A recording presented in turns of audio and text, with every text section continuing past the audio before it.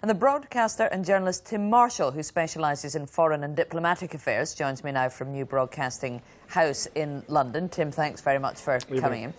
You heard Chris saying there that there is effectively no border in Islamic State terms between Iraq and Syria. Does it make any sense for us to be taking military action in Iraq and not extend it into Syria?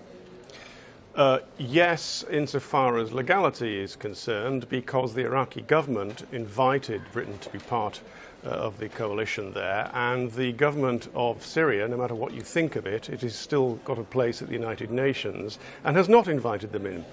So in that sense it does. In a strictly military sense, it makes no sense at all.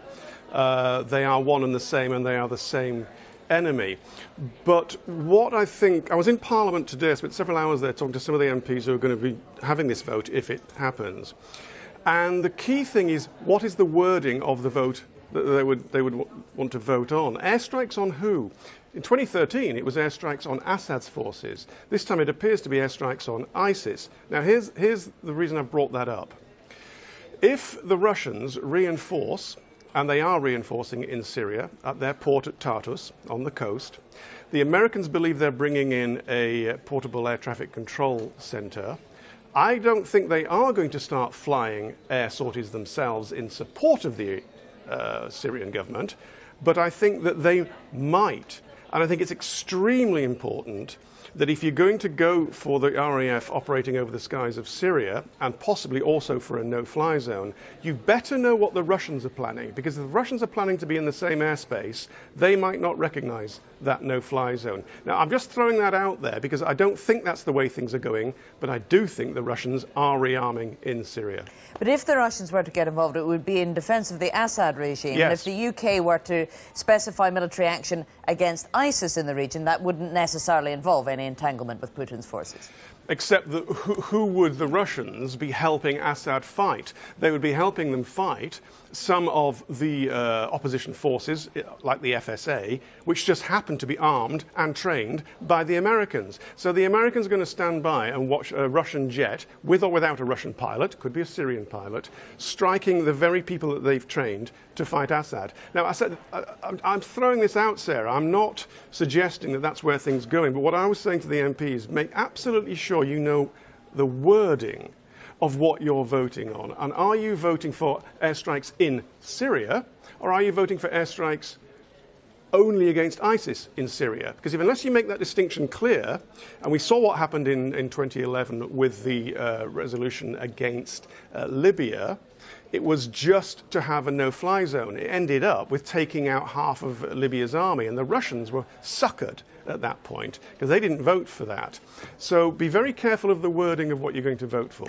When you were talking to MPs today, we know that a lot of them have reservations about the potential unintended consequences of taking military action. What are their reservations about? What were you hearing today? Well, it's exactly that. It's mission creep. We've had a tiny bit of it already. I'm not making the argument for or against a no-fly zone or a safe zone. Others will make those arguments. I'm just putting out there the potential pitfalls. It started where there was no involvement at all, and then we learned that because some British pilots are on secondment to the Americans, that actually British pilots have been operating above the skies of Syria, but it doesn't count, apparently, because they're embedded with the Americans, and so they are American forces. And secondly, we discover that there's been a Reaper strike. So more involvement, and the Prime Minister has laid out why he felt that was quite necessary. Now, if you go on much further, which would be to take part in strikes that Parliament would sanction, you're also going to have to find out, well, how many people? Will there be a search and rescue? Where would that search and rescue, which would be British Special Forces, where would it be based? Would it be based in Turkey? Would it be based inside Syria, boots on the ground, albeit only 50 or 100 people? Does it come out of Iraq? Will they put up the rivet joint? This is a signals plane that can go above for long periods and listen. That we think flies out of Qatar. That's a secret. Okay. It's not known. How many more tornadoes are going to be required, as well as the ones that are in Iraq? Because the more tornadoes you have, the more personnel you must have to both guard them and service them. So it's all that stuff about mission creep. Legality, I think, is going to be a secondary issue.